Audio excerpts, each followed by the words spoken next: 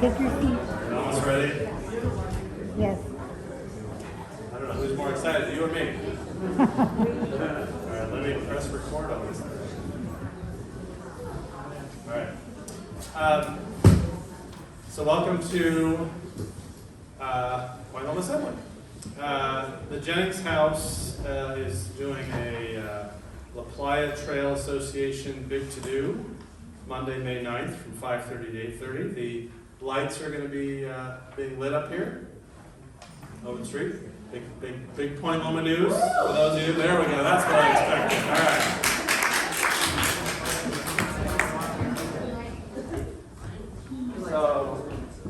So if you were here for a live performance of some live theater, Hamlet, Shakespeare, you're in the wrong place. That's down the street.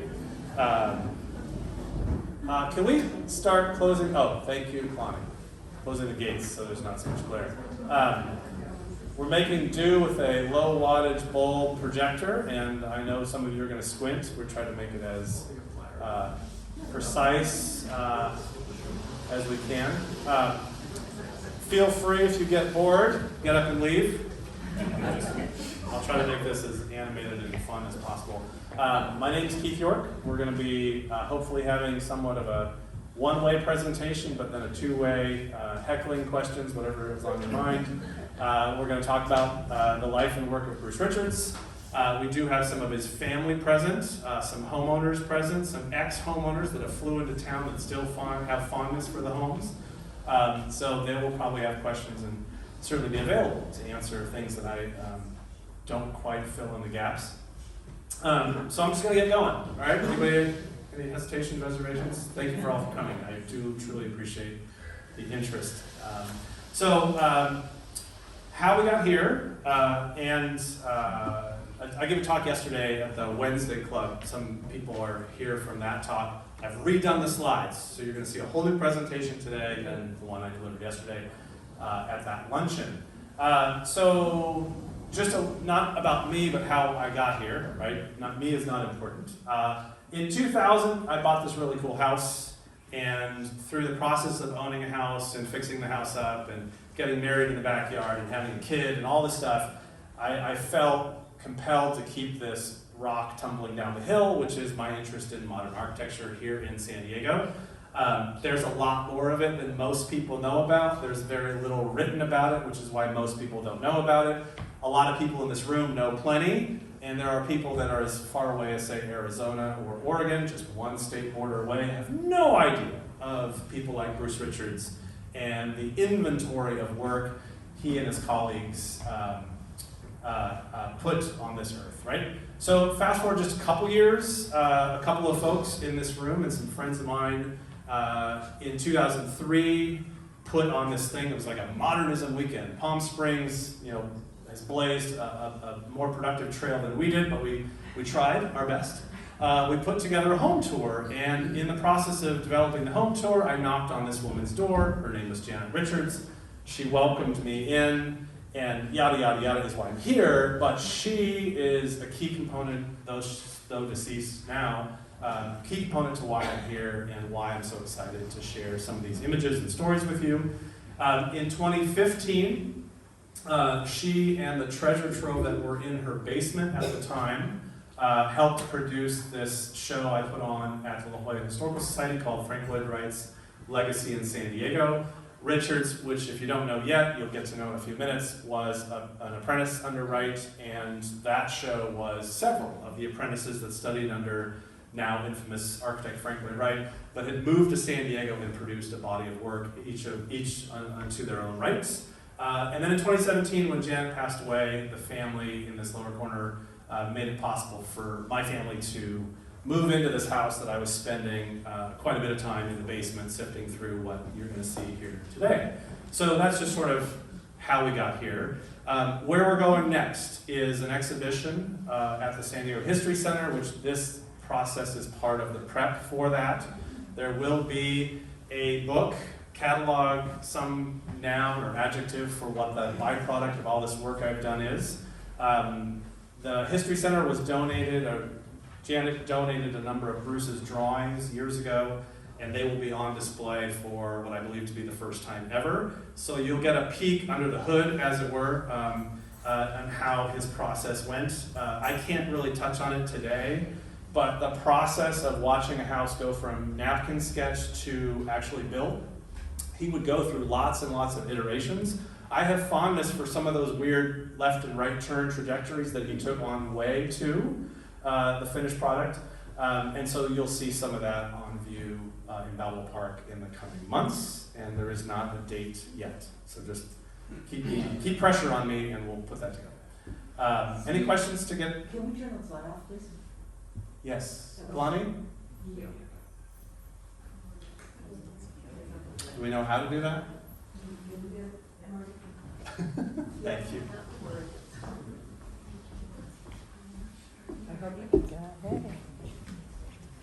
I'm happy to help if anyone have any good jokes? Intermission? Any questions to start that I can warm up the room, everybody? Who's from out of town? All right. Lots of folks came. Thank you all for traveling. Hey Keith, Yes, Todd. I thought the 2000 home was your current home. It's not. That's the prior home, and 2017 picture is your current home? I lived in the upper right for 17 years, and I lived in the lower right for about 4.5 now. Did you retain that? No, that is in the hands of some lovely people that I'm growing a friendship with, so I get to go back. Is it a point home now? That house is near San Diego State College, yeah. All right, thank you. Okay, so now we're raring to go. The most often asked question I ever get is my house a Bruce Richards? Is it a typical Bruce Richards? What is a Bruce Richards house? And it's really kind of an odd question. So today I'd like to demonstrate to you that there isn't very many typical Bruce Richards. They're all fun, quirky, I will say whimsical often, but they are all unique. And I'll hopefully demonstrate that effectively tonight.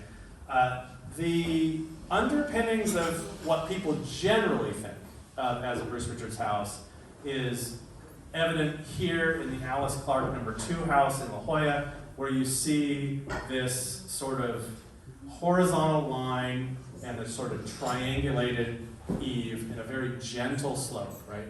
That references some Japanese architecture that Bruce Richards was interested in. This house and its vertical redwood siding, its generous northern windows, and that roof line, for most people, that's a Bruce Richards house. Like, that's the quintessential look, right? And this is kind of a quintessential interior, right? There's a lot of wood. There's a brick masonry fireplace. There's wood floors, wood walls, wood ceiling, wood beams, and a generous amount of window space to the backyard. You'll notice that though his contemporaries, specifically coming out of the LA schools of architecture, were bringing the glass all the way to the floor, which is great. I lived in that house. Todd, you were remarking on my last house, that, ceiling to floor glass. But one of the aesthetic choices and the functional choices that Bruce Richards deploys is little children are in these houses. And there's a lot of iterations of the glass always having about 18 inches from the floor. And even though Janet once told me this, it makes sense in every house I go to. You can picture almost a toddler putting their first legs up, and putting their hands on that windowsill, and that's about the height, right? But I have not experienced any Bruce Richards architecture that the glass is all the way to the ceiling and all the way to the floor. But there's so much of it that he does deploy the indoor-outdoor feel throughout his body of work. It just doesn't mimic that one thing that I find so evident in what I would say work that's created by people that are influenced by Mies van der Rohe, etc. And there's always a quirky, funky, interesting, unique fireplace, right? This is a fireplace in Ocean Beach.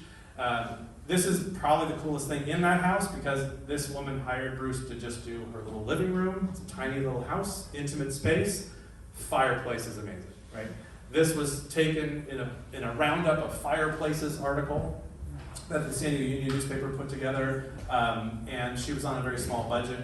One of the things that Bruce always did was work within the budget framework that his client had, whether it was a garage door or a fence or a kitchen remodel or a grand mansion in Rancho Santa Fe. He worked with a number of people from all different walks of life on the budget and the needs that they had. So that's, generally speaking, what a Bruce Richards house generally looks like, right? So you've got this kind of frame for where we go next. The thing that has really evolved in my thinking about these houses and why they're so interesting, having been in them, they're very warm and wonderful spaces. If you've been in one, if you've lived in one, if you've owned one, you probably know what I mean. But there's a lot that happened to get there, and I want to just spend a few minutes talking about that. So at least it gives you some context of where this man came from before he put pencil to paper. So his grandparents and great-grandparents were ushered across the United States forcibly by the US government from Georgia to Oklahoma. And that lives in him and lives in his work. There are times where he shared his Cherokee lineage, his Cherokee heritage, and there were times where he did not discuss it openly. I'm sure that muscle had to be flexed in the company of different kinds of people in the context of different meetings and conversations he had, but it certainly drove in spirit a lot of what he did. His family tree went through a great deal of pain before he was born in Oklahoma. This is his grandmother and grandfather, and I have other pictures of them, but doesn't this look like a great Dorothea Lange photo from the Dust Bowl and the Okies and all those wonderful black and white photos that she demonstrated? This photo is great. I just love it. So his, Lainey, correct me if I'm wrong, Melanie Morris is his grandniece? Niece. Bruce, your dad. Niece. So Melanie Morris up in Oregon has been cataloging the family history and has a treasure trove of sort of the ancestry. And this is among the photos that she sent. And Bruce's grandmother's Cherokee name. And I don't honestly know how to pronounce that, but I think altogether we could collectively come up with a great way of referencing this. And this, there's ways it shows up in the architecture, and there's ways it shows up in audio, in his interviews, in transcripts, in articles he wrote. But his Cherokee lineage is quite a thing, right? His mom and dad on the left. I don't know who the woman is on the right.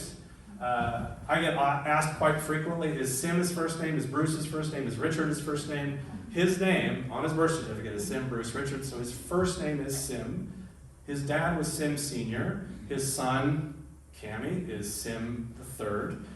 It's not a frequent name that we find in contemporary naming, but via the wonderful Google, I could go back to the turn of the century, and it was more common than it is as we know today. I think everybody called him Bruce. I think Mr. Richards was probably a little formal. I don't know about his friends of his children's friends when they came to the door, but throughout, everybody that I've ever talked to always references Bruce. This is the house they lived in Tahlequah, Oklahoma on Central Avenue. This is the gang, right? This is his two sisters. And we think these are the Goldwater family that lived nearby that were friends for many decades with the family. No one's going to comment on Little Rascals, really? Yes? This house is in Phoenix. Right. This is Phoenix, sorry, Phoenix. This is a house that Bruce was fond of in Tahlequah. As I was telling his relatives earlier, he wrote a bit of an autobiography towards the end of his life and just handwriting on lined paper, and there are these references to these houses that he recollected from his youth, and they stayed with him. I picked this photo partially because also one of the themes I want to share with you is Bruce is like the last living craftsman architect in San Diego, right? And so that era, when you drive through Mission Hills and Bankers Hill and parts of Hillcrest, you see those old, fun, nice wood homes with these sort of heavy columns and these wonderful broad eaves.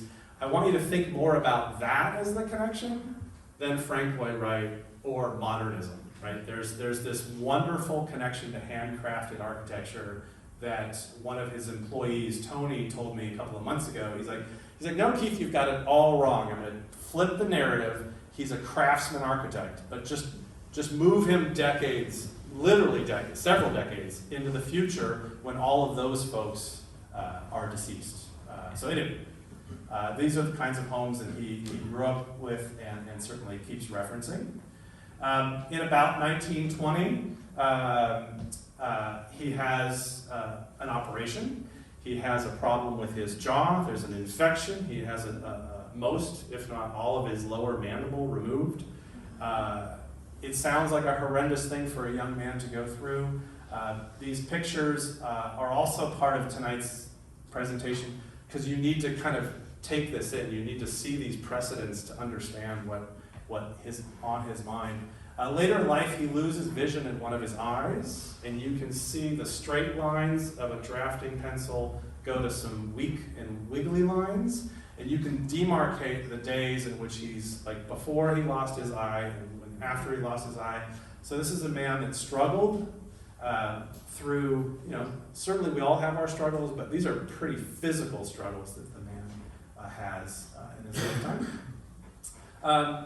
But there's also some really fascinating, wonderful connections.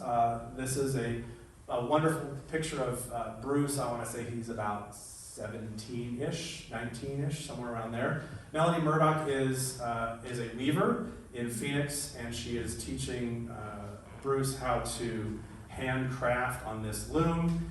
He takes up making rugs, and I don't have enough pictures, and there is not certainly a great inventory of his rug making, but they are about as important to him as just about any piece of furniture and anything else. They're quite imaginative.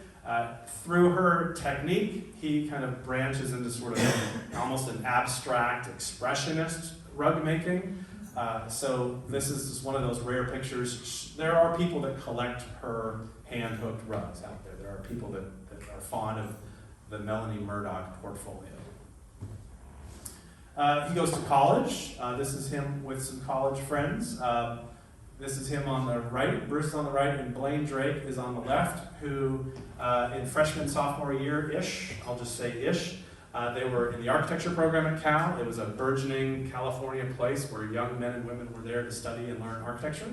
Modernists like Lloyd Ruaco, that was quite a pioneer in San Diego, Lillian Rice, who was quite the pioneer in Rancho Santa Fe. Both were Cal graduates that came down here. And Bruce went up there to try his hand at architecture. He also had girlfriends. This is one of several pictures I have of this lovely woman that we believe was Lucretia Nelson, which was one of his girlfriends sort of through this time and then in the years ahead. Sophomore/junior year at Cal, he switches to art. There's a whole narrative around how he got sick of drawing the same sort of ancient Romanesque kind of architecture lessons, the Beaux-Arts tradition that came out of Europe, and they were like, here's a building, draw it. Like, just line for line, draw this building that is in Greece, right? And he's like, I can't stand this. And I think he had some more colorful language than that, and he changed to art. The fun part is this is supposedly Blaine, right? This is one of his friends that lived in the apartment building. I'm forgetting her name at the moment, and that is Bruce with his instructor. At the time, the Berkeley art faculty were extremely prominent California artists, so he was in good hands. And this was, again, another formative part of who he became as an artist and an architect. For those that know, before you even came in, that this was in part going to reference Frank Lloyd Wright. These are photos that he took with his own camera, and this is the gate entrance to the Spring Green, Wisconsin, Taliesin campus, and he vacillated or traveled between the Scottsdale, Taliesin West, and the Spring Green, Wisconsin, Taliesin campuses, and studied for through 34, 35, and 1936, so about 2.5 years in total. This is him. This is, if any of you know anything about Frank Lloyd Wright, this was Broadacre City. So they laid it out as a massive model on sheets of plywood, and they would build little buildings and design little models to create this city from scratch that Frank Lloyd Wright dreamed of. I always forget where Bruce is in this picture. I want to say it's right around here. It's in the middle, yeah. There it is. Okay. And so I have other pictures of him. There's thankfully people, these young men and women that were studying with Frank Lloyd Wright, they all had cameras and they all took a wonderful amount of pictures of each other, working on models in the drafting room. Professional photographers from Life and Time magazine would venture in occasionally and try to get Frank in a frame around with, surrounded by apprentices. And I working with the Frank Lloyd Wright Foundation, they only have a couple of photos with Bruce in them in their archives, but thankfully in Bruce's own family archive, some of his photos are still present, and there's lots of great pictures of them without sunscreen on, bare-chested, like this gentleman, doing yard work, because that's really what they did, right? So he leaves Frank Lloyd Wright's apprentice program. He stays in the Phoenix area, and this is Depression era, right? So he's trying to do anything he can creatively and anything he can for cash, right? So this is a backdrop. You can see here's the piano, right? So this is like a live theater performance area. There's nothing more sort of, normal, I guess, for me, is to see these squares and rectangles and these lines of squares. It becomes sort of part of him, and he would draw and paint and create hooked rugs, and then ultimately buildings where you can see some of these patterns evolve, but it's great to see him at age 30 with work, right? He's actually got work in a creative field. There's a great book about WPA artists in Arizona, and that author has helped me source some of these images and find some of this information out. Here, Bruce is doing the furniture for what is sort of a teachers' lobby area. Arizona State Teachers College was I think an all-female class, and then it was subsumed into or by Arizona State University. So this is Tempe, and these buildings are no longer there. And criminally, this mural by Bruce is no longer there. This whole gymnasium. Thankfully, I have 3 really good black and white photographs of Bruce's gigantic, huge, both horizontally and vertically, these wonderful murals. This is the famous choreographer and dancer Martha Graham. Martha Graham is pictured, I don't think it's in this one, but each of these words, if you can see them, are the surnames of contemporary dance and choreographers of 1939, and they're all women's names that go along. So these are sort of portraits of each of these people, and here he is touring with Martha and 2 other folks, possibly from the college, possibly colleagues of Martha's. So Bruce is 31 years of age, and he is touching greatness. He's standing next to, he's done this mural, he is with, he's been with Frank Lloyd Wright, arguably one of the most recognized international architects of the early 20th century. Here he's with the most famous choreographer in I think, US history, and certainly in the 20th century. And it just becomes this weird thing for me to see him side by side with these people, and yet, he's not as famous as them. Because the work shows, right? The work describes that he should, he's equipped, right, to be along their side. He does a one-man show as a painter. There's very little evidence of this show, but it was in Phoenix. He did the sign for it, and it's hand-painted, and it's by him, for him. I think he had to install his own show, and this is one of the works believed to be in that show. They're all abstract. They're all referencing the mountains and nature and the surroundings of Phoenix.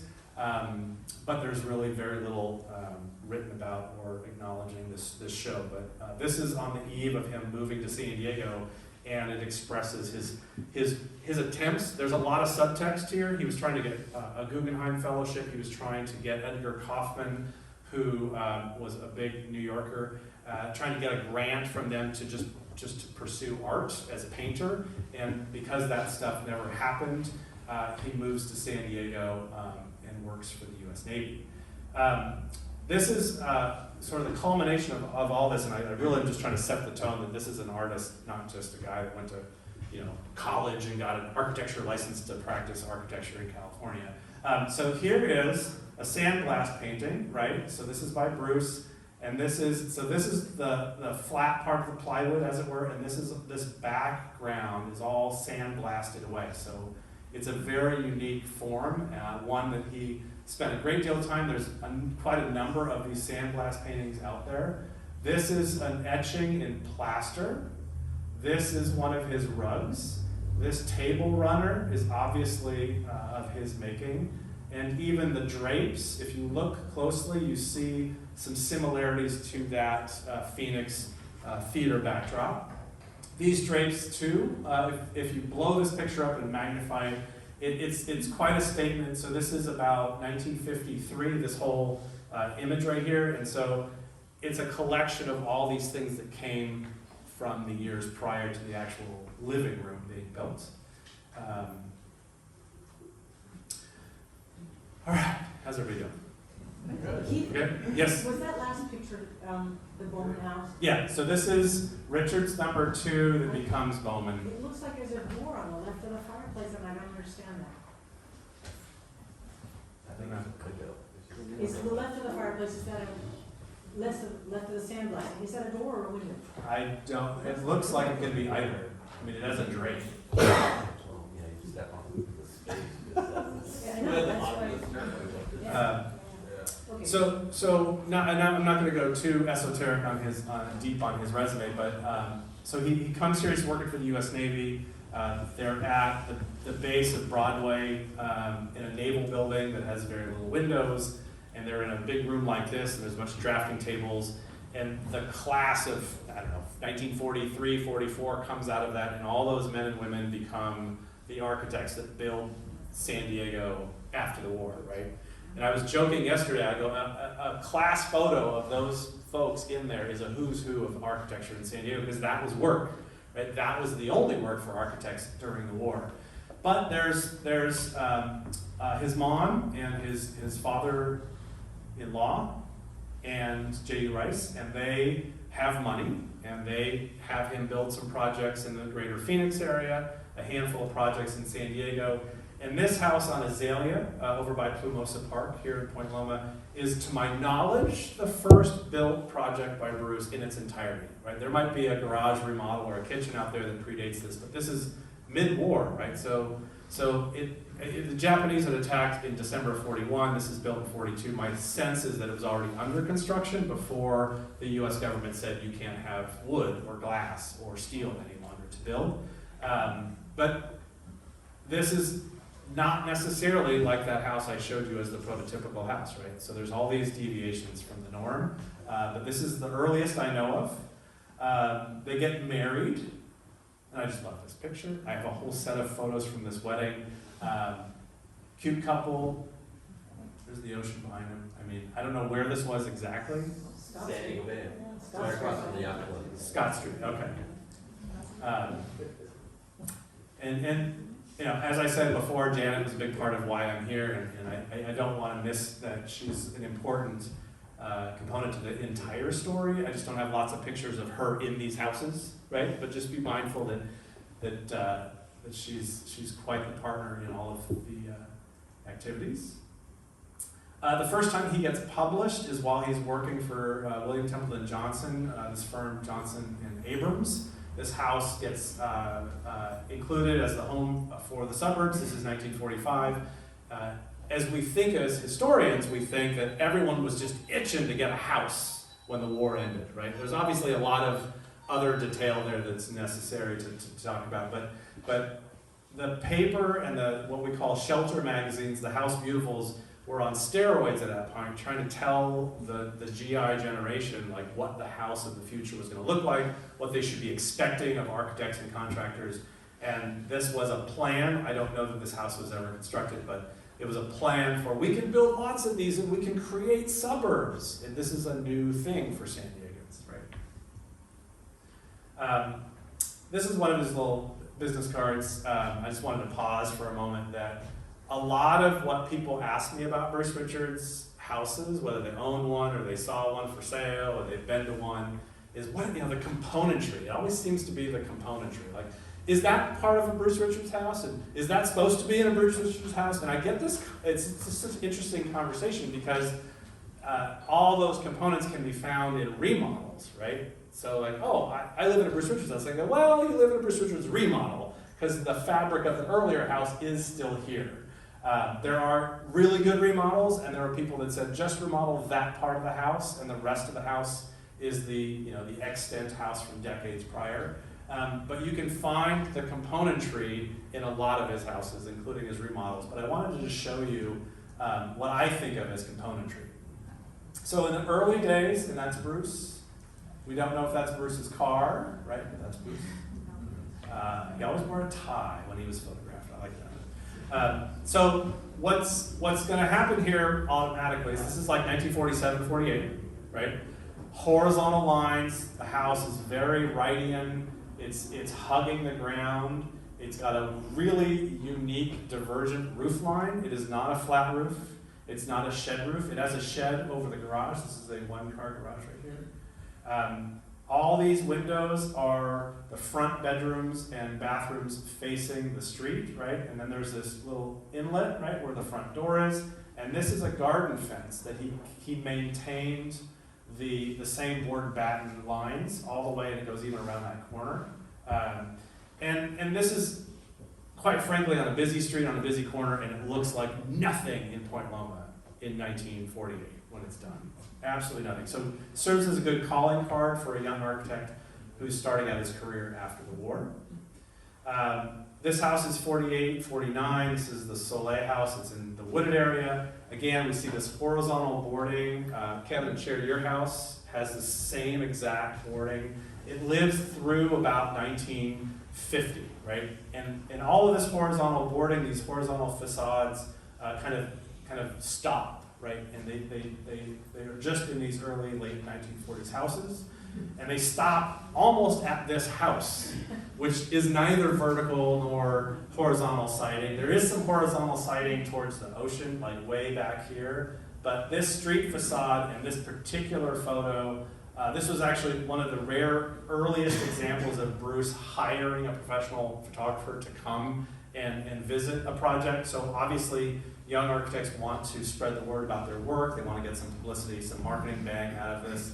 And I think this is still one of the most sort of jaw-dropping, I lose a little bit of the air in my lungs kind of image, to think that this is 1948 in conservative La Jolla, and this is right on Camino de la Costa. Like, this is not set back, there's not a front yard or a gate or a long driveway. This is right almost at the sidewalk, and this had to cause a bit of a stir, right?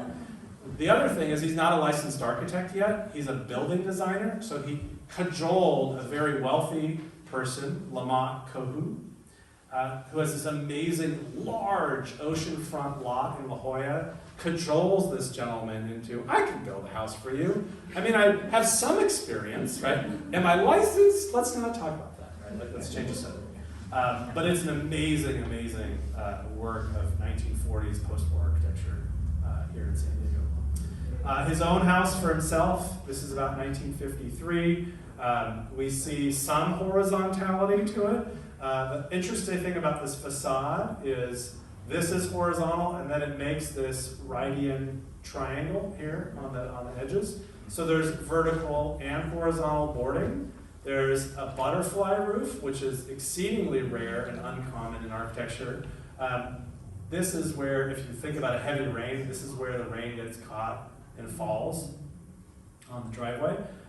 We see some of the Bruce's rafter beams or rafter tails coming out of the beams and then drawing, in this case, a 90-degree angle.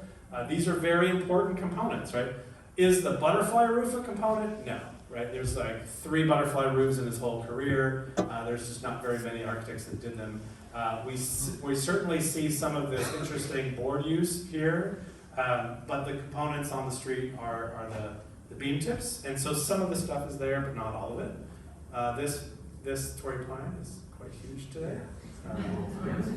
It's about 90-some years old, hand planted by Janet Richards in her own front yard, and now it's, I think you can see it from space, like Great Wall of China. Here's the Silva residence. Again, we see different rafter tails, right? But again, the decor, the purposeful decoration, making them sort of aesthetically pleasing rather than just like the blunt end of a board, right? Which, frankly, that could have been easier. There's a really great detail drawing that's in the family's possession about the dimensions of each of these individual little, they're almost like little Cherokee totems. They're like little faces if you look at them from the right angle. The windows to the floor. And you see, well, almost. No. That's puppy dog height, so your puppy dog's nose. That's lady height. Is it a window or is it a colonnade? So that's a window. This is glass. So there's a door right there. That's a window. That's a fixed window. There's a door here. With my own house, there's a pattern, right? Is that glass expanses are almost interrupted by exits rather than sliding glass doors. They're always a hinged wood frame door that looks like a window when it's static, but then it swings open. I like these questions. Here's a great detail of the Horde residence. We see this. This is the only time I've ever seen it in all of his career. We have this beam that wraps and becomes a roof element, so that actually drags along the roof. And we have these insanely wonderful, I've always coveted these pictures. These are light fixtures, and they just shoot this light down on the patio floor, right? The brick of the patio. When you take well, you can't anymore, but when I used to take the ferry from the end of, end of Broadway to Coronado, you could see these dangling there right on the water, because this house is right on the water in Coronado. It's been almost all fully taken apart. And here you see the vertical cedar boards that become pretty much just standardized after about 1950. Here we see another version of the rafter tail. This time it points skyward. There's about 3 houses that he did this on. I've not been able to identify all of them. This is the Guy Pino house. This is in Vista for a car salesman. But we see, if you drive by a house and there's something funky going on at the end of the rafter tail, that just might be Bruce Richards you just driven by. Roof lines again, we see this is the only what we call a folded plate roof, where you get little butterflies in succession. Again, the rafter tails are exaggerated and become significant elements in the eaves. Vertical grain redwood siding. This is the Rigsby house and was published in local press when it was completed. And then we see this other thing. Well, actually, I want to mention this. I'll show you these exterior ribs. So when you can see the roof on a Bruce Richards house, if you descend from a hill down to a house, some of the roofs have these external ribs. This house, again, this is Alice Clark number 2 in La Jolla. You really see them expressed because the approach from above, like you drive almost at roof level before you go down the hill on Calle de Plata, you see these really wonderful roofs. Some of them have just been taken apart by roofers and just put shingles and regular composition tile. They are a decorative element on top of the roof, right? So wood roofs, I don't know if you know anything about fire conditions, but wood roofs, wood elements on your roof, generally forbidden in contemporary architecture. My house has entire swaths of wood on the roof. And people are like, oh, that's steel or that's some other material. I'm like, no, that's wood. There's wood all over the top of my roof. And I'm like, oh, are you worried about a fire? I'm like, not once. There's not a day I worry about a fire. But I digress. We see that same kind of roof line deployed in one of his few very public buildings. This is Mission Bay Aquatic Center and Quivira Basin over in Mission Beach. You see it doubled, right? So the like watchtower and the lower sort of living area, as it were, office space has the same roof line. You see some of the roofs, or the roof struts There's beam tips. This photo's a little washed out. But basically you're starting to get a sense of the variations. He did lots of houses that were flat roofs, and people think he always did these sort of pitched roofs and they look like craftsman houses, right? But there's plenty of flat roofs as well. This is for the painter Dan Dickey. This house was in Pacific Beach till it was torn down. But you know, this is PB as well, right? Like this is like the Volkswagen bus in the carport in Pacific Beach, right? I just love that picture. So that's sort of a kind of a moment of pause, lots of different elements, right? Bruce didn't do this alone. And so as the dawn of the 60s starts his career in a different direction, slightly different direction, there are clients with a little bit more money, they have a little bit more land, they're looking for some more extravagant decoration. So Frank Kogi here, landscape architect, pictured here at the Fergatch residence in Del Mar with this very Scottsdale, Arizona, Taliesin West rock and mortar wall. This is ceramist Rhoda Lopez, who adorns some of the fireplaces. We'll see some pictures of her work in a minute. And then Jim Hubble, who's here seen installing a leaded glass, stained glass window. And then here's a picture of Bruce. So the interiors, I've got a couple of sort of prototypical interiors. This is the Bascom house here in Point Loma. If you look really closely, you'll see kind of a quiver, like a bow and arrow quiver edge detail on the rafter tail. You'll see a lot of carpet in his houses. You'll also see wood floors, overstuffed, you know, kind of old person furniture from back in the day. Not the pristine tubular steel, you know, thin edge European furniture. These were people that wanted to live a comfortable life. And so I see a lot of this kind of clunkier, heavier, sort of overstuffed furniture in a lot of his houses in the 50s and 60s, and it looks perfectly fine and comfortable. So they kind of got some contemporary, you know, structure, and they still had some creature comforts down below. Bruce would design a lot of the hardware, so you see drawer pulls and door pulls and these square little light fixtures, this floating kind of, we call it a room divider between the kitchen and the living area, all sort of requisite components of a Bruce Richards house. The family and I were looking at this photo yesterday. Here Bruce has staged a dead lobster. Some of this stuff is from the family home that went a couple blocks. Todd, this is your home, this is your kitchen. These were the Richards belongings that made their way into this kitchen for this photo shoot. We believe that's Sailor Dennis Connor's house, right outside that window just there. But lots of wood, right? And people often say, you know, oh, I'm going to buy one of those houses, I'm going to paint it, I'm going to put drywall up, there's got to be some poor lighting. And I say to those people that make these crass remarks to me, knowing who I am, I'm like, live in the damn thing for a while, right? Just live in it, just like soak it up, you'll probably be okay. It's not going to kill you to live in a little bit of wood. And then I'm like, have you ever been skiing? And they're like, sure, I've been skiing. I'm like, did you ever stay in a ski lodge? And they're like, oh, I have this wonderful memory of this ski lodge I stayed in on vacation. I'm like, you can live in one. Like, this is a cabin, right? This is the coziness, the warmth of a hearth, all the good memories of a good blanket, you know, wind whistling through the windows that don't seal correctly, the gaps between the door and the door frame, the wind coming in there. You just put a blanket on, a sweater on, and a fire in the fireplace, and you're in a cabin.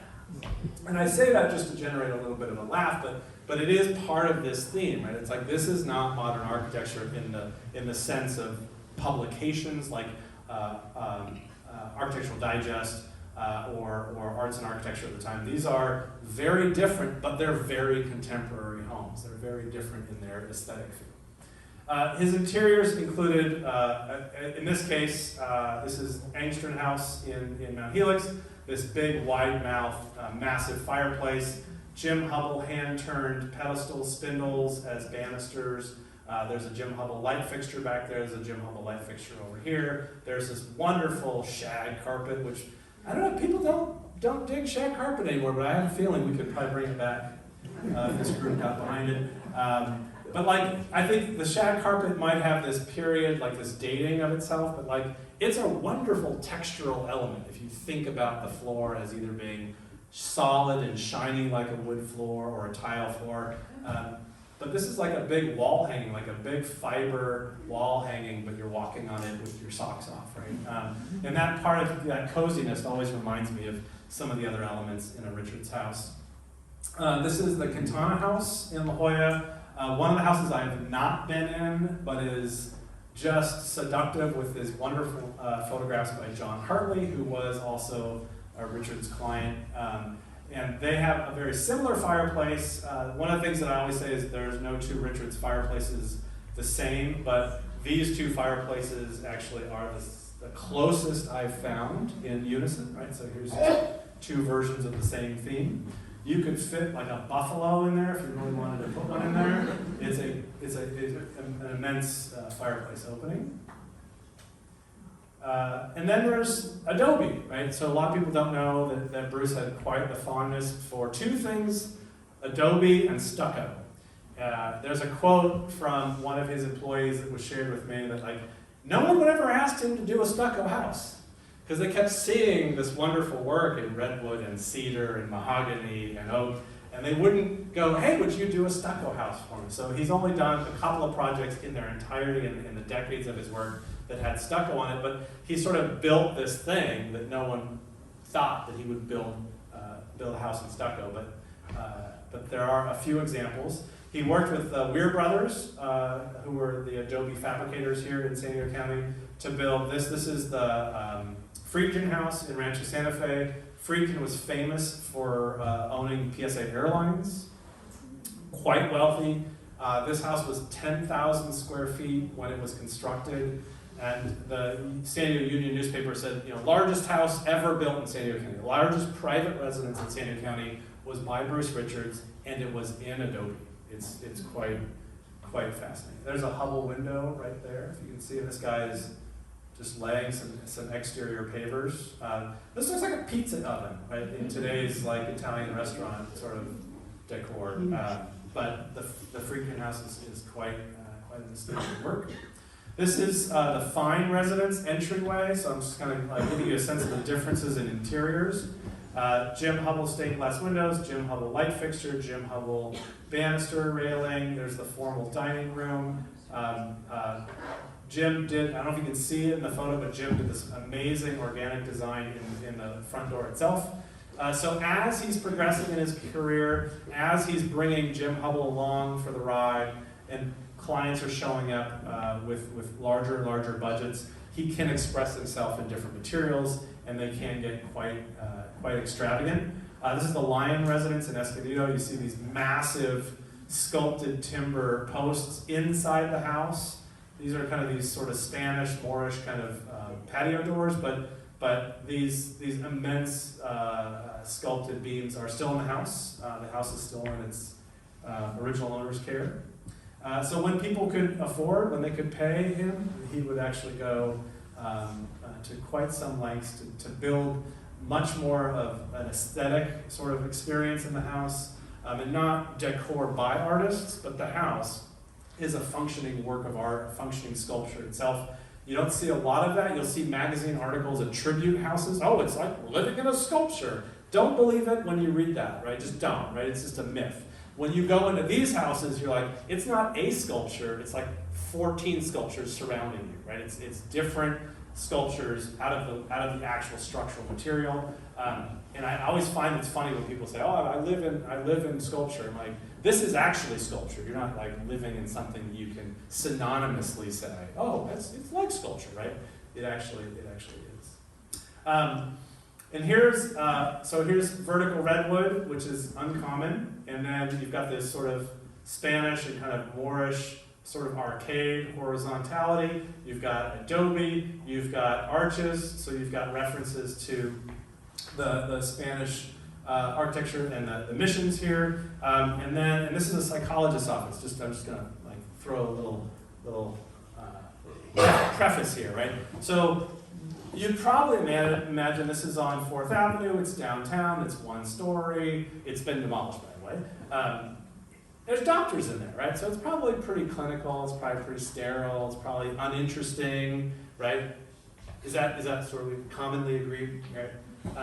And then you walk in the lobby to to meet with your psychologist. And this is the environment you're supposed to unveil and get, feedback from your most, intimate thoughts. This is Larry Fine. So Larry had a psychology office, obviously, and then he had a house that Richards did. And Larry was doing okay financially, and he certainly doubled down on these budgets. He hired both Jim and Rhoda Lopez to adorn this doctor's office. And I find like this is about like pinnacle zenith Richards work, right? It's a commercial space, regardless of it, that it's inhabited by a doctor, right? Like that's not the point. Like this is a commercial space. This is where commerce is taking place, if you will. It's in Midtown San Diego, and it's in that kind of weird sort of low-key facade. And there's this, and there's no other architect in San Diego Larry Fine, Dr. Lawrence Fine, could have ever hired to go this direction with his interior. And again, we see some nice carpeting. Yes? Were any of the sculptures inside safe? It's a great question. So Dr. Fine's still alive, still lives in his house in Mount Helix. When this was demolished, he was the one that sold it, right? So he sold it to the developer that put a high-rise there.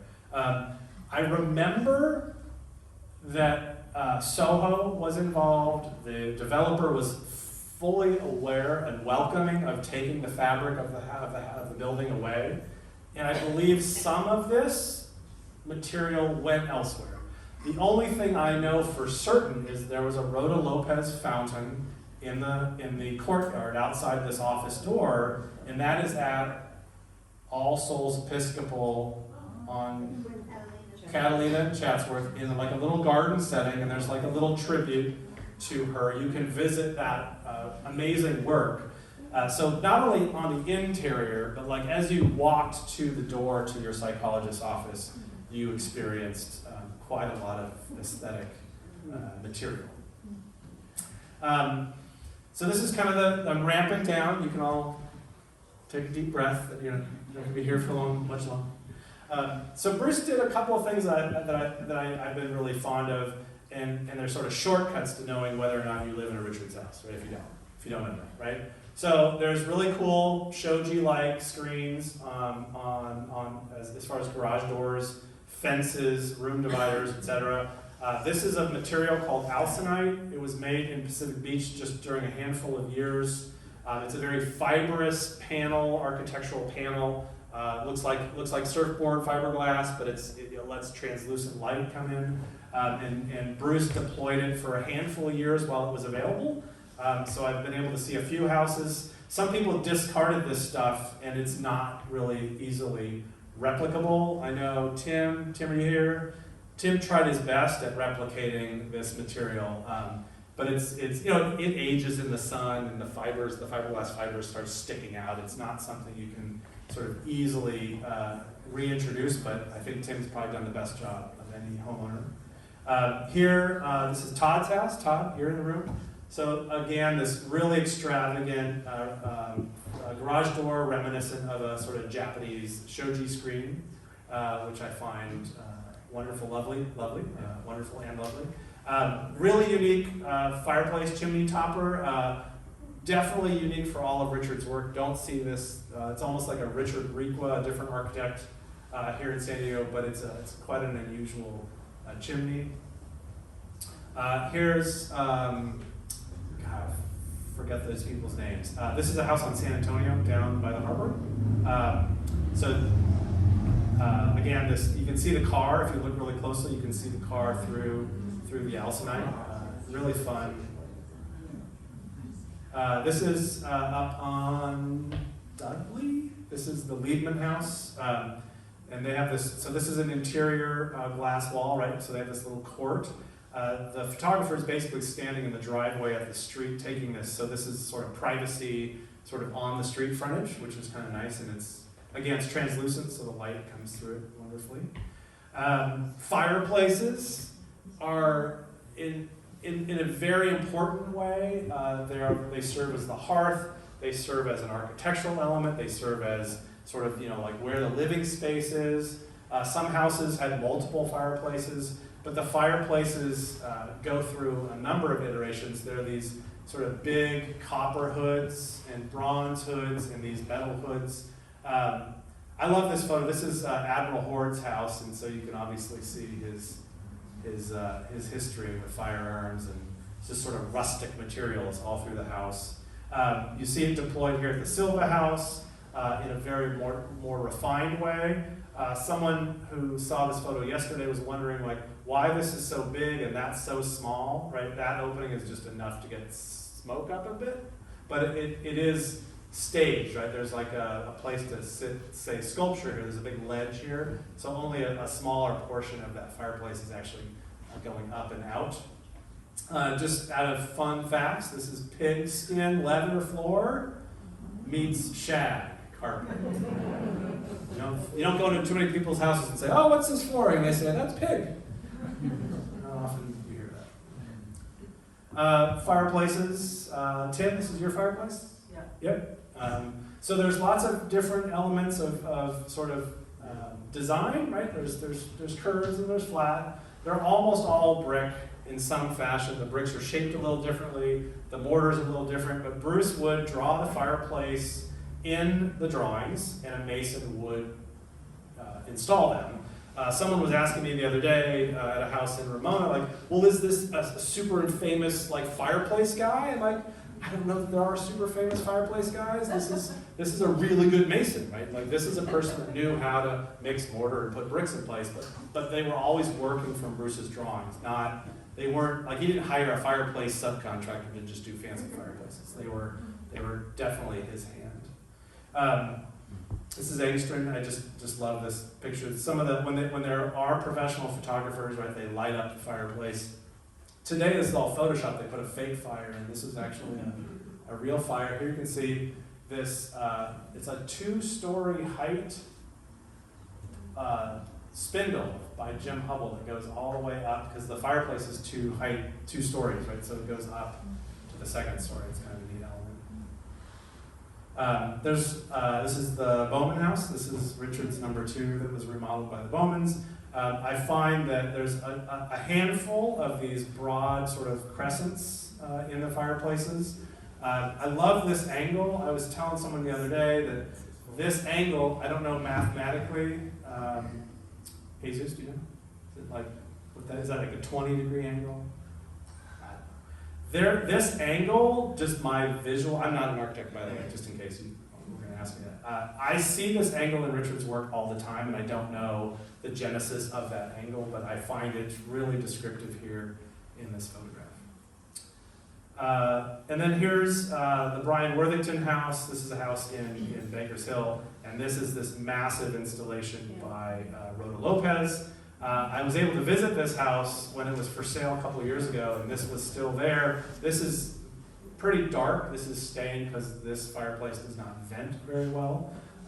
My fireplace generates a little puff of smoke every once in a while that goes out in the living room. They're not all perfect, but that is certainly part of the charm. The Bowman House does that too. I'm sure. Frank Lloyd Wright's roofs leaked. Bruce Richards' fireplaces gasped a little bit of steam. And this is ultimately the conclusion. Bruce passed away in December of '83, and this is All Souls Episcopal Church, which he did not design, but at his service, this is one of his hooked rugs. And this urn, which is still in the possession of the church, it was donated, I believe, after the memorial service, was by his longtime friend and colleague, Rhoda Lopez. And to have a wall of Jim Hubble's stained glass sort of looking down upon those that were there that day, I candidly I didn't even know this was a thing, right? I didn't even know how to spell architecture in '83. But I could imagine having been there would have been a joyous way to end a man's life in such a creative form. That's it. I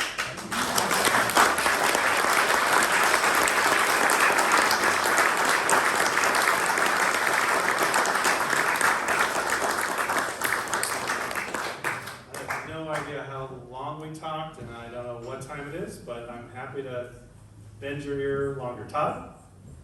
I believe it was on your website about the Historical Society, but one of my favorite things in learning about Bruce was reading, you may know it better than me, a woman commenting that he was the single most cheerful person she had ever known.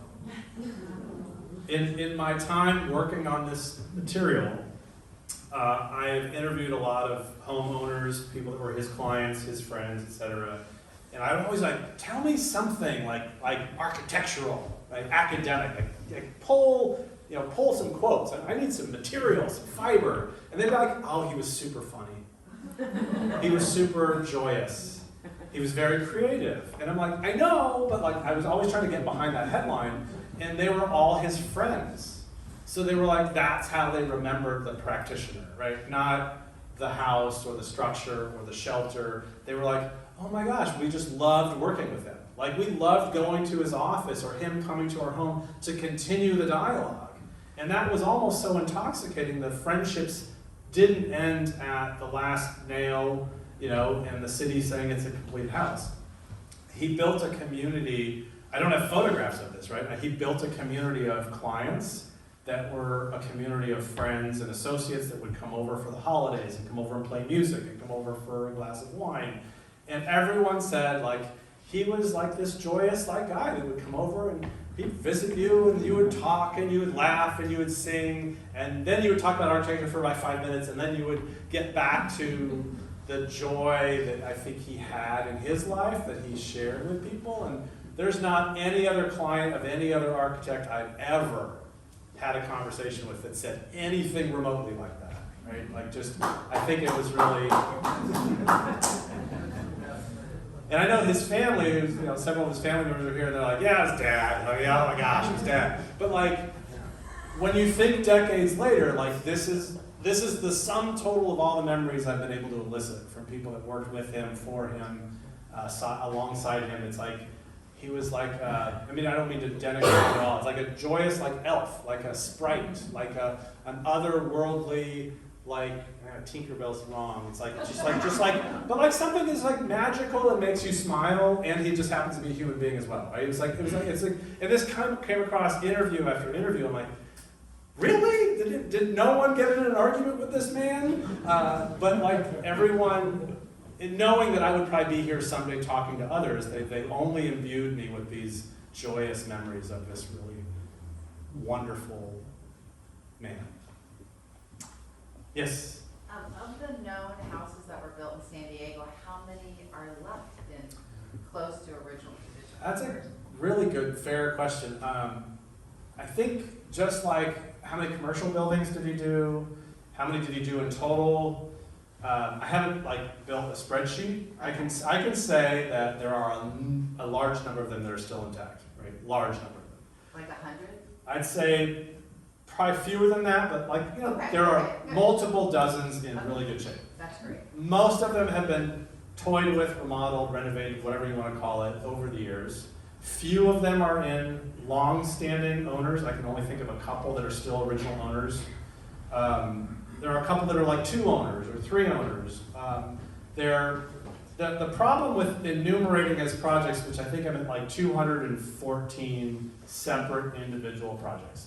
Some of them are a fence, a garage door, a fireplace, a kitchen, right? There was a woman that came into our house last year, or 2 years ago, we were on a home tour, maybe 3 years ago. She came in, she goes, oh, my mom lives in a Bruce Richards house, and she's like, and it's on Armada Terrace. And I'm like, I don't have any Armada Terrace house in my brain. And she's like, oh, we just did the kitchen. And I'm like, well, that's a project, right? That's actually work. I'm like, is the kitchen still there? She's like, yeah. Does your mom still cook in it? Yeah. So great. But there literally are things, I think he might have done like a post box, like a mailbox in someone's front yard, all the way to a 10,000 square foot mansion in Rancho Santa Fe and everything in between. So I'd have to count even how many are just houses, right? There's a house that's by my house, and I go by it all the time, and I'm like, at some point I have to knock on their door, because I don't know if they know. They have a Bruce Richards fireplace in their living room, and the rest of the house is just this cute little Point Loma bungalow, right? But they probably don't know. They probably don't know. There's no story there. But I'm like, I've seen it. It's cool. It's like a centerpiece of their living room. Keith, Yes. Oh, sure. Yes. how many houses houses are deemed historical and can't be changed? I would say, as far as historic designations, most of them are in La Jolla and Point Loma, and there's probably 8 or 10 that have plaques on them. The good news is anyone that wants designation has that as the precedent, right? There are already those that have been designated, and once that precedent is set, it's easier for the future owner. But yeah, not many have gone to that level. Many people ask me like why my home wasn't. Oh, hi. It's you. I don't know how many folks were ever thought or they didn't need to get designated. These are people that held on to these homes for decades, right? So when I got my house, people were like, oh, it's designated, right? I'm like, no, Shannon lived there. Like she wasn't going to demolish the house, so she had no like need. She didn't need a tax break, that's for sure. I mean, she's paying like $11 a year in property taxes at that point, right? And that is definitely one of the things that people think about contemporarily about getting designations. They get massive property tax deduction. So there are homes that are in great shape, but no plaque. Yeah. I Loretta. have a funny story. The home I live in, it was one of Alice Clark's. Oh, yeah. Maybe the third or the fourth home that she had designed for her. And she specifically asked for no fireplace because she said they didn't draw well. So they and it's stucco. And I'm on my third flat roof. Yeah. So you live in Alice Clark 3, and I got your voicemail that I was here. You live in Alice Clark 2, right? So you two can talk. I presume, and Alice Clark's this amazing person. She deserves her own time on stage. She had an experience with Todd, you're Alice Clark 1, so 1, 2, 3. She probably thought these fireplaces this guy's designing aren't doing so hot, and so by the time he got to your house is also stucco, and Tony Ciani, who was one of the drafts people that worked on your house, he's the one that commented. He's like nobody would ever ask for a stucco house, but this client that was a repeat business, right? She finally said, "Hey, I think you could probably do a stucco house as well." So that was kind of one of those funny things about your house. Yes? We had the opportunity to make an offer on one of his houses along with his crew in San Diego Estates. Country Estates. Country Estates. Yes. And it's just magnificent. Okay. And unfortunately, we didn't get outbid. It was an interesting position if we could have pulled it off. But it was absolutely superb. I was in that house last Saturday, Really? and it's from the street to the pool is a wild ride. Yeah. It is. And in the grounds with the sculptures. Yeah. Yeah, I mean, there's sculpture in the ground, there's a koi pond, there's the Bruce Richards house, there's about 100 pieces by Jim Hull. It's Just spectacular. yeah. And that's a client that knew, like, I can grab this, right? I can pay for it, but I'm going to grab all that you're about. I want everything on the spec sheet, right? I'll throw it all in there. Weinberg. The Weinberg. Yeah. And that's one of his last houses. So decades of maturing in this. And then by then, Jim Hubbell's not really a salesman, but he's like, I could do that. Like the early houses, he'd do like one window, right? But he's like, I could do that. I could do that. And it's a lot of work, right? We were in there, we didn't want to leave. Yeah. My wife can tell you about us not wanting to leave. Yeah. Yes. Are there a few houses on San Gorgonio Street? San Antonio, San Elijo, San Gorgonio, San Fernando. There's quite a La Playa inventory. Yes. And there's My often. in-laws had one of them. What's that? My in-laws. Oh, which? 641 San Gorgonio. Oh, okay. Yeah, I know that house. The cool thing about that is one of his colleagues, Ken Kellogg, did some houses, and people will say, "Oh, is that a Bruce Richards house?" So there's, like in La Playa, there's even additional houses that have that feel, right? There's houses that people that, I don't know if you could say a straight line, like influenced by, but the kind of work that Bruce did, there are a couple of other practitioners that sort of took that mantle and went with it. So there's also a couple of Ken Kellogg homes in La Playa. The house on San Antonio that I showed has a plaque, has a second story addition. City of San Diego said, sure, it's historic. I'm like, but they put a second story on it. And so I just share that for you to decide if that's right or wrong. Yes? Okay, so the house that you showed us that was in Mount Helix, that was, the Hubble, I think it was, Engstrom. Engstrom House. So Annie's house. So back that there. house was all atmosphere and all aesthetic, but livability was not good. Okay. So easier living, it did not personify. Was that a typical thing in his house? Just it was more aesthetic and very awkward to live in? I think that's a good question. So that house was also remodeled. So the previous owners, I think they had one kid. The original owners had one kid. So it was a smaller house. And then the kid had like a living room, like a playroom. And then that was changed into bedrooms. There are a number of his houses. I think what you're referring to is the parents' bed was an open air loft to the rest of the house. That happens, right, in some of his houses, in other architects' homes. In contemporary standards, people are like, whoa, that's a little much. But that does affect people's definitions of livability.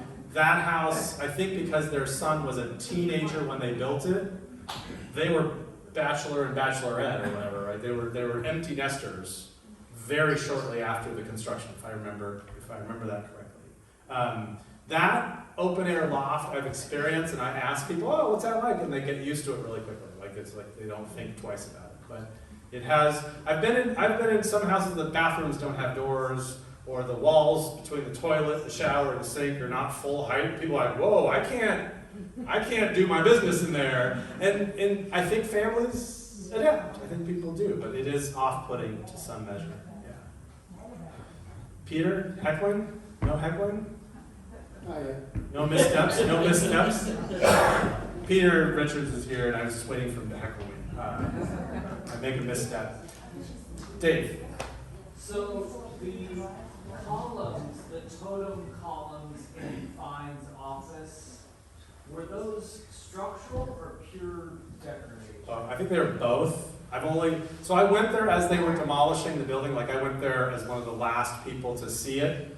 And it looked to me like some were definitely structured. They were in the middle of a room, right? There's a roof beam, running horizontally, keeping the roof up, and there were obvious posts where they were keeping it vertically, and they were sculpted, right? And then there was some like filigree around, and I was like, okay, that's a room divider, right? It was functionally used visually as a room divider than it was structural. But I think they were carved off-site, probably say in Santa Isabel, and installed as the building was being erected, right? Like actually supporting.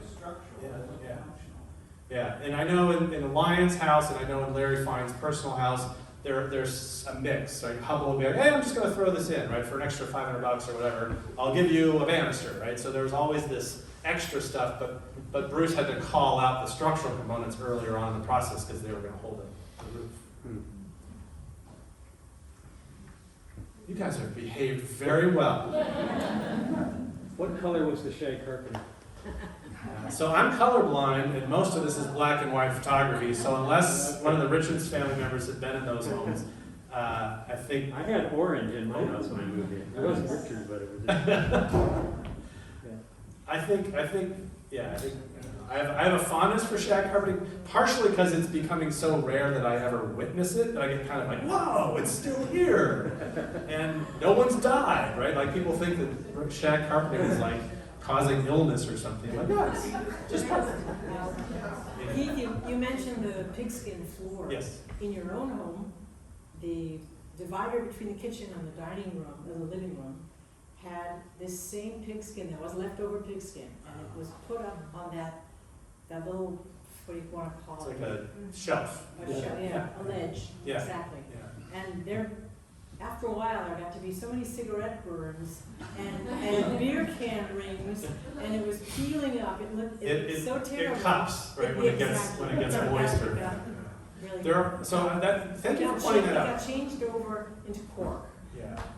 Thank you for pointing that out, because in my house, which is the former Richards house, there are samples, and I think they were part of that, and they might have been leftovers from the installation of the Silva house. Yeah. Because Silva is the only house I know of that paid for, square footage of pigskin for flooring. And there were probably remnants, and one of the things I've mused about with the family is my house are remnants. Like, you go in the bathroom, there's remnants of a job, and you go over here, there's remnants of a job, and the architect not generally making the same income as some of these professionals that hired him to design their fancy homes, right? He was able to bring home remnants. And it's a hypothesis. I don't have a lot of evidence of that. But going back to when he hooked rugs as a college student, he was begging and bartering and stealing and whatever, a variety of materials to make rugs, because in the Depression they couldn't get all of this material, right? There's no way they were going to get large swaths of fabric to make rugs. So they'd buy stuff at a secondhand shop. And this scavenging, if that's a fair word, right, I think made it through his career and is somewhat evident in our own house, where that little, 3 square feet of pigskin probably was remnant material from the Silva house. And I think our shower tiles are floor tiles from Annie's house, right? And there's just things like I've seen this before, and I wonder if this little bit of material is just borrowed from another job. Yeah. This rug that's on the altar are also fully remnants from the Goodwill. Yeah. And my mother and father would sit and cut long strips and hook in the evenings. And the picture that you showed very early on with Melanie Murdoch, that was clearly weaving, and Yeah. wasn't Yes. anything but wool being sent back and forth. And the design of the things that he was able to make was really phenomenal. I have a couple of pieces that are like this big, but they were in the house, and they never really showed very well. They were living on couch arms, and now I've got them on a wooden table, and they just sing for me. They're beautiful. They really are. Yeah, and he came from all that material to make fully functioning shelter, right? So there's all this weaving and cigarettes and canned beer, and this great story where he drive the Volvo from Bangor Street to the Shell station or whatever down below, and the cup of coffee was still on the car. I mean, the man told a wonderful number of tales, tall or correct height, I'm not sure, but he definitely was a storyteller. There are young architects who are older today that would go into his office just to sit with this man and have them tell stories as he smoked and drank a beer in his office, right? And there's actually, at the Historical Society, at the State History Center, there are cigarette burns in the blueprints. I mean, there's beer spilling rings. It's all there to see in the drawings before a client built a house for them. Woo! All right.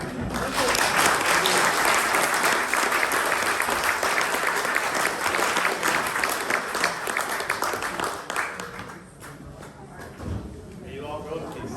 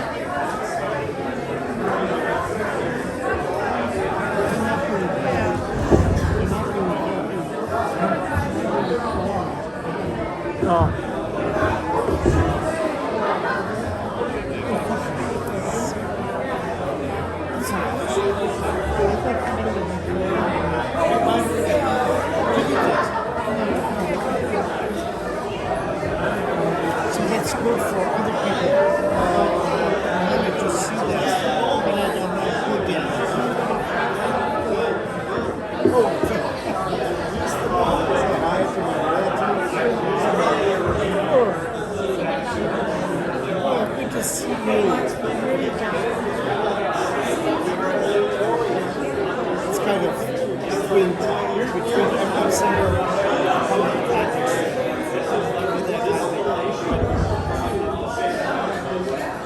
That's typical. And I had the lecture yesterday, and I do it. What he's saying today is completely different. Completely different, but many more aspects.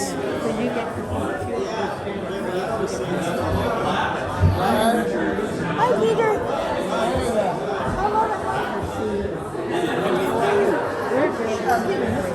I drove down from Huntington Beach. We ran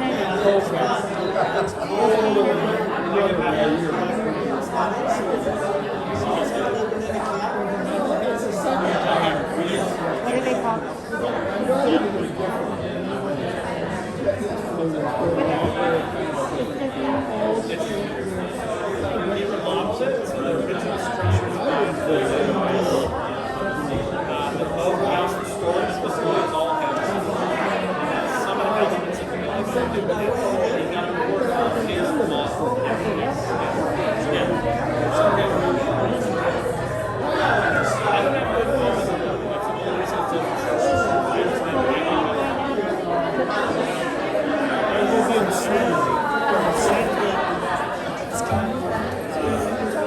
on Saturday, we're going to Los Angeles.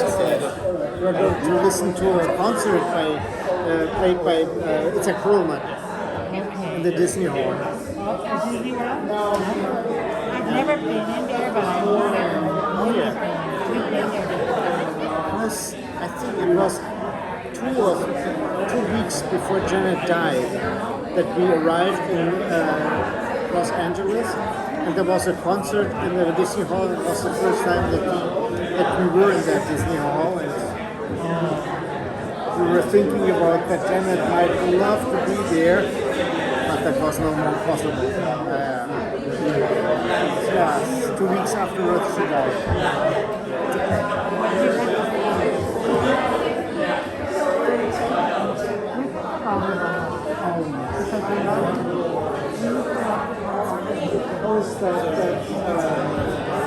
That piece of furniture that you is it still in your house?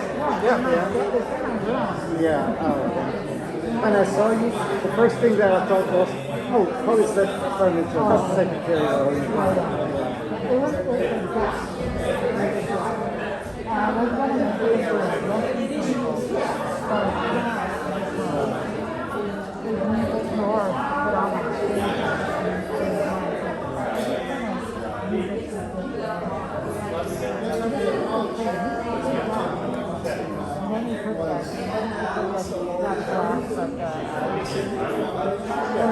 Plastic.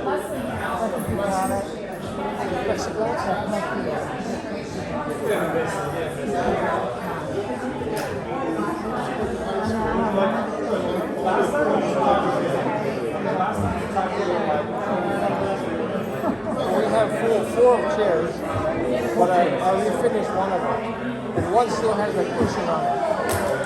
And the cushion, yeah, the thick cushion. That's so nice.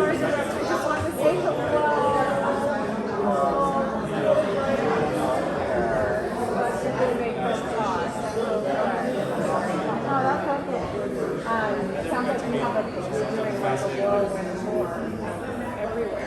Hawaii. Yeah, a little bit.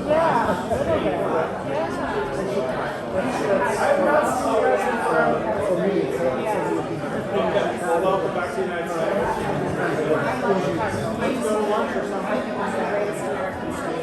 It's so great. Very, very large. Centennial Garden. You know, that's all done by a Dutch gardener. Odo. Thank you. 1 hour when we were designing our home, our garden, from our son to the library, books to look at it. You'll be here. You'll be here. He did Battery Park in New York. He did the Highline Park in New York. Thanks for driving down. And now he's done You in town? museum. And we went there and he said, So you're not doing that? and he said, oh no, what's going for privacy.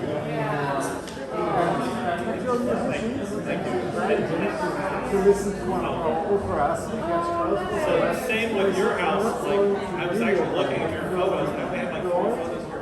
Bring the plants, like the plants that you have to put them there. So he arrived for 542 plants. Some of the people that came up to me tonight, You've been busy doing it in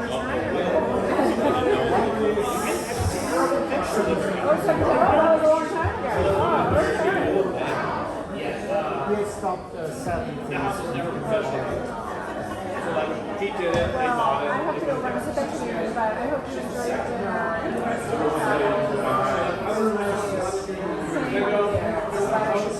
I've been here. What I had to work the house. But it's so great.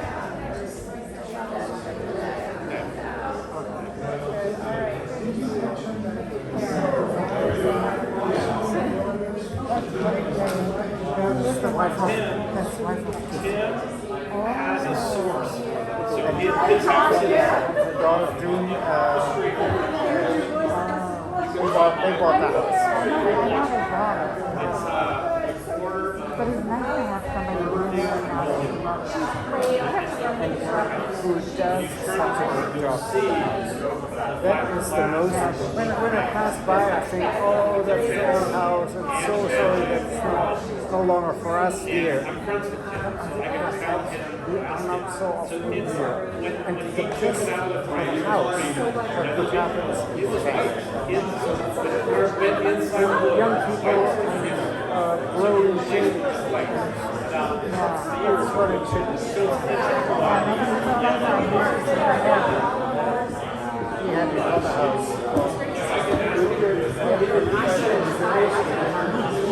How many cars? sheets. That's the key, right? Spun fiberglass didn't have any sheets, but this one had some made. In case they question you, That was their customization. get in the lock. You know where it is. You know how to get there. I know where some of it is. I just don't know if there's any Pass by it yesterday. broken down. The fiberglass sheets, there's a house in Delmar that wants to be 100 square feet of room that I might just try to put in my backyard. Rose Ground to Owen. It breaks Down down. Owen. UV breaks down. Turn left. Until the end of the road, and then before the end of the road, you turn right. You have I'll to get you in touch with Tim. He looks like he's left. The drivers Yeah, there, I'll see he you might there. not be home. Tim and Brett. Yeah. And they were here 5 minutes ago. Pleasure to see you. All right. Sandy, take care. All right. But when you go Bye. to Hawaii, you're gonna get Gentlemen, Susan. How the hell are you? There will be a week in the Big Island, Oahu, and then another 10 days or so. Are you done? Wait a second, 12 days on the Big Island. Our favorite hotel. First, Connor You Resort. said that in an email, but There's that's like, family, and they have this Kama'aina rate, or friends, or how it's called now, and they have on the Big Island. yeah, it's really near where the old house of the Richard family was, Connor.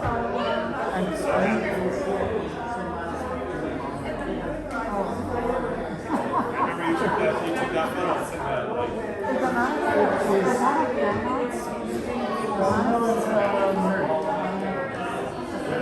One boy. And it's terrible.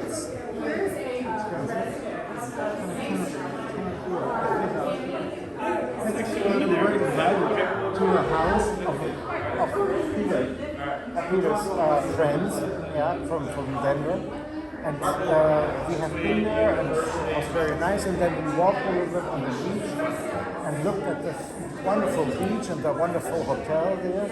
Yes, And yes, so we and learned across we from could the get flame. in with a Kamahana route into this hotel. And boy, that got us going. That is also maybe now 20 years They'll ago. make you borrow it for an evening and put it on the wall. Yeah, you can always ask them to do that. We're sitting in the that was so easy. Donna died. We're going to see her. My cousin, I don't know if you guys know him, you like she meets with Hawaiian very once in a while. Mahalani Mahalani. doesn't ring right Her now. last name is Will. Marilyn. Yeah. Maybe I have met her, but I'm not.